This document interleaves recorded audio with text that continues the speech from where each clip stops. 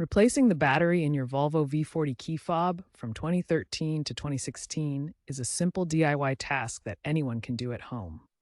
You'll need a new CR2450 3-volt lithium coin cell battery and a small plastic prying tool to avoid scratching the case.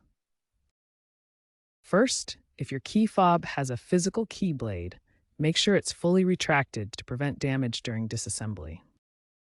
Next, carefully insert the plastic prying tool into the seam that runs around the edge of the key fob.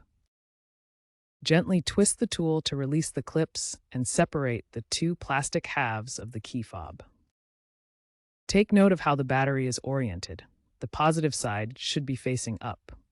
Carefully remove the old battery. Insert the new CR2450 battery, making sure the positive side is facing up, just like the old one was.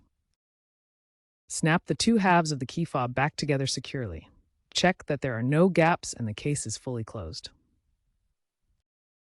By doing this replacement yourself, you'll typically save $40 to $80 compared to taking it to a dealership for service.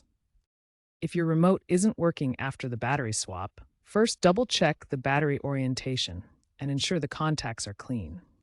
Use isopropyl alcohol to gently clean the contacts. If that doesn't work, try reprogramming the key fob. Insert the key into the ignition, cycle to the on position, and press the lock button on the fob. If issues persist, especially with immobilizer function, a dealership reprogramming may be required, costing $50 to $100. Avoid cheap aftermarket batteries, as they can cause voltage irregularities. Proper disposal of the old battery is crucial. Recycle it through programs like Call to Recycle to minimize environmental impact.